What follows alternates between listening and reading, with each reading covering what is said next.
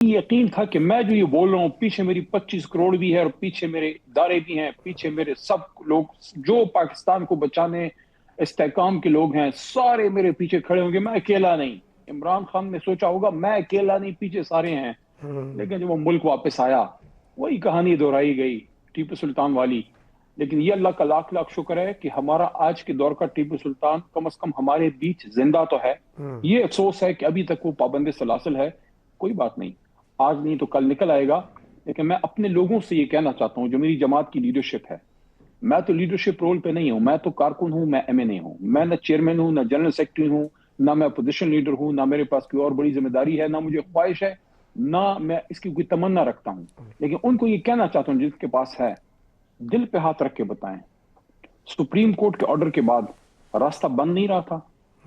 अगर आपको एक ऑप्शन थी कि चेयरमैन जाके मिल ले या साथ में कोई फैमिली मेंबर ले जाए, आप क्यों किसी से प्रेशर में आए? आप जाके मिलते। मैं अगर बैरिस्टर गौहर की जगह होता और अगर ये ऑफर मुझे होती, मुझे नहीं पता ये ऑफर थी कि नहीं, गौहर ने अभी तक मुझे क्लैरिटी से नहीं कहा, लेकिन गौहर साहब की जगह अगर मुझे कोई कहता कि जाके इमरान खान साहब से मिल लो, 25 करोड़ के 25 करोड़ मेरे खिलाफ होते, मैं जाके अपने लीडर से मिलता, मैं उसकी खैरियत दरियाफ्त करता, मैं इमरान खान साहब से मिलता कि खान साहब आपका कारकुन हाजिर है, आप मुझे बताइए आपकी आंख कैसी है।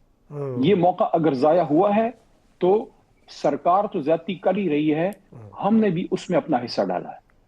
एग्जैक्टली इसमें ये वही मैं बड़ी बात बात कर रहा जी हूं आपको। जी। और इसमें फिर वो बात हो जाएगी कि पीटीआई का कारकुन भी आज ये सवाल पूछता है कि मुझे राहजनों से गिला नहीं, तेरी राहबरी का सवाल है। तो इसमें पीटीआई वो प्रेशर बिल्ड करने में भी उस तरीके से हमने देखा कि कामयाब नहीं हो सकी कि गवर्नमेंट प्रेशराइज हो, और जहां जहां पर कोई ऑफर की गई या कोई बातचीत आगे बढ़ी तो उस मामले को भी मिसमैनेज किया गया है। दो बातें हैं। अदालत से भी एक रास्ता बना था, ये इस हफ्ता ये जो खत्म हुआ है, और वहां एक अपॉर्चुनिटी थी, क्योंकि मैं छोटा मोटा वकील हूं, थोड़ी बहुत अदालत की जुबान समझता हूं, तो मुझे लग रहा था कि अरबाब साहब की अदालत से कोई रास्ता बन रहा था खान साहब को वहां शिफ्ट करने का। लेकिन मेरे ख्याल में वो भी हमसे अच्छा मैनेज नहीं हुआ अदालत के अंदर। मैं ज्यादा डिटेल में बात नहीं करूंगा, लेकिन इस पे मैं सिर्फ इस हद तक इक्तिफा करूंगा कि बेहतर होता कि हमारी तरफ से सिर्फ वकला ही बात करते, रास्ता बन जाता। बाकी जो वहां मौजूद हैं लोग, उन्होंने देखा कि वो मौका हमसे किस तरह जाया हुआ। हमें तो इस अदलिया से और सरकार से बड़े कम मौके मिलते हैं। खुदा खुदा करके अगर कोई रास्ता मिलता है तो उसको हमें अवेल करना चाहिए। एग्जैक्टली जहां तक प्रेशर की बात है, देखिए एक सियासी जमात प्रेशर किस तरह से डाल सकती है? दो तीन जगहों से डाल सकती है। एक, पार्लियामान के अंदर, वो भी यार लोगों के गलत मशवरे से तरीके इंसाफ की ताकत को खान साहब को गलत मशवरा दे के कम किया गया, कमेटियों से निकाल के उन्होंने अपने रास्ते हमवार किए हैं। ये नायब तरामीम उन्होंने अपनी मर्जी से पास करवाई। कोई बंदा पार्लियामानी जो कमेटियां होती हैं उसमें नहीं था उसको रोकने के लिए। 27वीं तरमीम जब पास हो रही थी, कोई हमारा बंदा नहीं था अंदर उसको उस पर एहतजाज करने के लिए, तरमीम डालने के लिए, अपोज करने के लिए। हमें पता है पार्लियामानी सिस्टम में अपोजिशन के पास अक्सरियत कम होती है, आप वोट की ताकत से उसको रोक नहीं सकते। लेकिन पार्लियामेंट में आपके पास टूल्स होते हैं, आप तरमीम डाल सकते हैं, कॉलिंग अटेंशन डाल सकते हैं, आप जो स्टैंडिंग कमेटियां होती हैं उसके अंदर एहतजाज कर सकते हैं, एग्जैक्टली अपोजिंग वोट डाल सकते हैं, असेंबली के अंदर उस पर एक हल्ला गुल्ला मचा सकते हैं। वो हमें वो चीजों से दूर किया गया। किसने किया? क्यों? तहरीक इंसाफ को। एक तो हमें पार्लियामेंट के अंदर जाने नहीं दिया गया, हमारे आधे लोगों को हमारा मैंडेट चुरा लिया गया। दूसरा, जो लोग आए उनमें से आधों को तो आपने फारिग कर दिया, 50-50 साल की सजाएं दे दी। क्या उमर अयूब खान दहशतगर्द? क्या जरताज बिल वजीर दहशतगर्द? क्या चटर दहशतगर्द? क्या दस्ती दहशतगर्द? क्या चतराली साहब दहशतगर्द? क्या साहबजादा हामिद रजा दहशतगर्द है? नहीं, इन लोगों को ये बहाना वो बहाना, ये करके वो करके फारिग कर दिया। तो ले दे के हम चंद लोग रह गए हैं, तो जो रह गए उनकी ताकत को कम किया गया कि ये ना 3 में रहे ना 13 में। एक तो आप पार्लियामेंट का फ्लोर है, एग्जैक्टली उसको हम प्रॉपर यूज नहीं कर सके। दूसरा, आपके पास होता है एक फ्लोर पब्लिक मैस गैदरिंग्स का।